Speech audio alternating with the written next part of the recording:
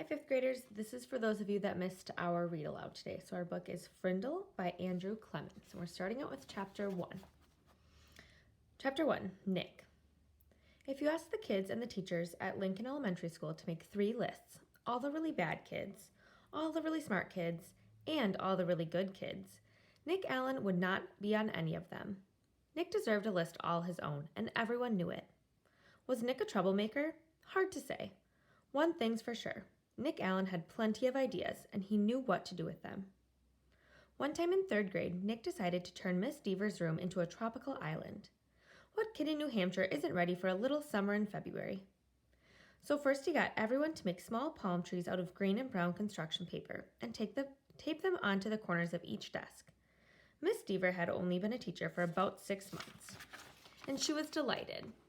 That's so cute! The next day, all the girls wore paper flowers in their hair, and the boys wore sunglasses and beach hats. Miss Deaver clapped her hands and said, "It's so colorful." The day after that, Nick turned the classroom thermostat up to about 90 degrees with a little screwdriver he had brought from home. All the kids changed into shorts and t-shirts with no shoes. And when Miss Deaver left the room for a minute, Nick spread about 10 cups of fine white sand all over the classroom floor. Miss Deaver was surprised again at just how creative her students could be. But the sand got tracked out into the hallway, where Manny the custodian did not think it was creative at all, and he stomped right down to the office. The principal followed the trail of sand, and when she arrived, Miss Deaver was teaching the hula to some kids near the front of the room, and a tall, thin, shirtless boy with chestnut hair was just spiking a Nerf volleyball over a net made of 6 t-shirts tied together. The 3rd grade trip to the South Seas ended suddenly. But that did not stop Nick from trying to liven things up. Lincoln Elementary needed a good jolt once in a while, and Nick was just the guy to deliver it. About a year later, Nick made the Great Blackbird discovery. One night, he learned on a TV show that red-winged blackbirds gave this high-pitched chirp when a hawk or some other danger comes near. Because of the way sound travels, the hunter birds can't tell where the high-pitched chirp is coming from. The next day during silent reading, Nick glanced at his teacher, and he noticed that Mrs. Avery's nose was curved, kind of like the beak of a hawk. So Nick let out a high, squeaky blackbird peep. Mrs. Avery jerked her head up from her book and looked around. She couldn't tell who did it, so she just said, "Shh," to the whole class. A minute later, Nick did it again, louder. Peep! This time there was a little giggling from the class, but Mrs. Avery pretended not to hear the sound. And about 15 seconds later, she slowly stood up and walked to the back of the classroom. Without taking his eyes off the book and without moving at all, Nick put his heart and his soul into the highest and most annoying chirp of all. Peep! Mrs. Avery pounced. "Janet Fisk, you stop that this instant."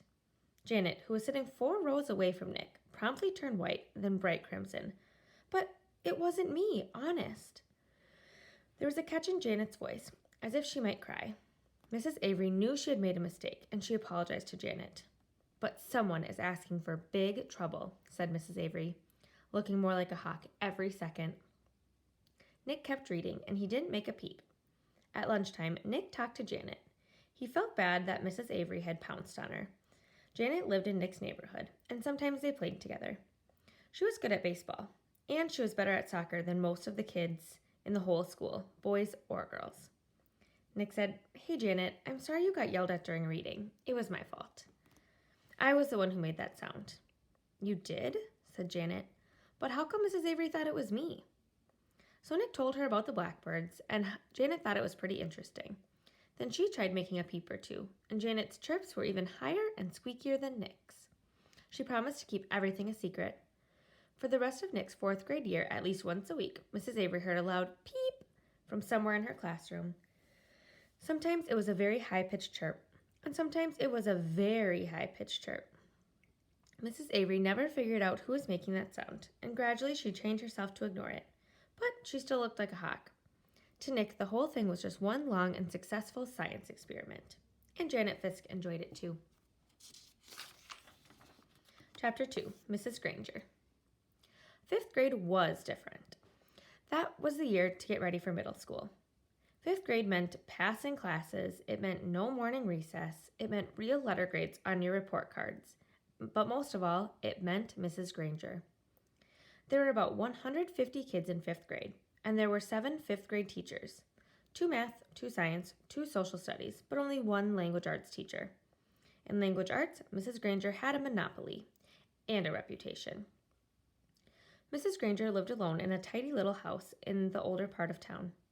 She drove an old pale blue car to school every morning, rain or shine, snow or sleet, hail or wind. She had a perfect attendance record that stretched back farther than anyone could remember. Her hair was almost white, swept away from her face and up into something like a nest on the back of her head. Unlike some of the younger women teachers, she never wore pants to school. She had 2 skirt and jacket outfits, her gray uniform and her blue uniform, which she always wore over a white shirt with a little cameo pin at the neck. And Mrs. Granger was one of those people who never sweats. It had to be over 90 degrees before she even took off her jacket. She was small as teachers go. There were even some 5th graders who were taller, but Mrs. Granger seemed like a giant. It was her eyes that did it. They were dark gray, and if she turned them on full power, they could make you feel like a speck of dust. Her eyes could twinkle and laugh too, and kids said she could crack really funny jokes.